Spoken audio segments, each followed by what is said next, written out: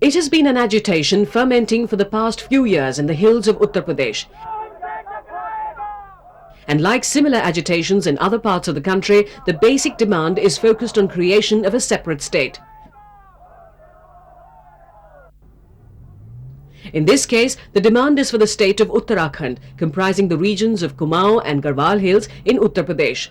But last month, the Uttarakhand region was up in arms protesting not for statehood but against the reservation policy of the Mulayam Singh government, which had extended 27% reservation to the backward classes in government jobs and educational institutions in the hill areas where the OBCs are less than 3% of the total population. हम 27% आरक्षण की नीति का विरोध नहीं कर रहे हैं, बल्कि समूचे उत्तराखंड क्षेत्र को जो 9 डिस्ट्रिक्ट हैं हमारे, उनको आरक्षण की परिधि में लाने की बात कर रहे हैं, यानी हमें भी आरक्षण दिया जाए. The anti-reservation agitation in the hills snowballed with demonstrations taking place all over the state.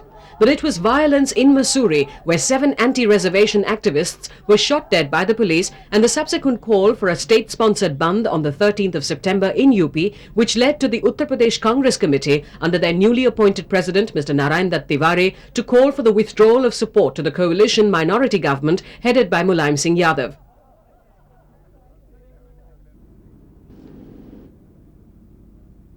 There was further violence during the BSP-SP-sponsored bandh on the 13th and the shocking incident in the premises of the Allahabad High Court where pro-reservation agitationists, allegedly led by some policemen, beat the lawyers and ransacked the chambers of the Chief Justice of the UP High Court brought instant reprimand from the Supreme Court.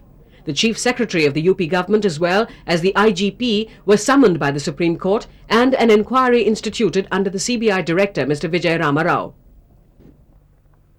Critics believe that the stakes are being raised in UP mainly because the Mulayam Singh government is keen to capitalize on the reservation issue with eyes on a mid-term poll as well as panchayat elections.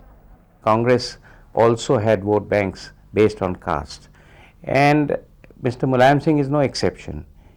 He is also playing vote bank politics, and this caste divide that he is trying to create is in fact to promote his party and ensure his success in the elections in Uttar Pradesh. But Congress leaders are quick to denounce these opportunistic policies. To gullible people, the fundamentalists of both types, fundamentalists of the communal type and fundamentalists of the casteist type, both have been diverting the focus of attention of the masses from developmental efforts to these issues, which do not actually contribute to the standard of living of the millions of poor people. For the Congress, the dilemma in UP is acute. Having been politically marginalized in the last 2 elections, they find themselves on a cleft stick. Mr. N.D. Tiwari was in Delhi in a bid to convince the High Command that the Congress should distance itself from the Mulayam Singh government. Observers, however, feel dismissing the Mulayam Singh government or even withdrawal of support will imply the Congress is anti-reservation, an image it can ill afford to project at a time when crucial states of Andhra Pradesh and Karnataka are going in for assembly polls at the end of the year. Our decision will be based on our assessment as to whether our decision will result in an impression being created that Congress is anti-reservation. That impression will not allow to take place.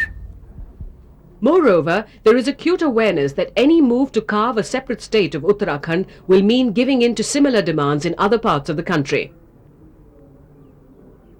Caught in the horns of a dilemma, the Congress High Command, although critical of the manner in which the UP state government has handled the situation, has resisted from taking any decisive action. However, what may ultimately decide the future of the Mulayam Singh government is the degree to which politicians believe the BJP will gain from the current developments.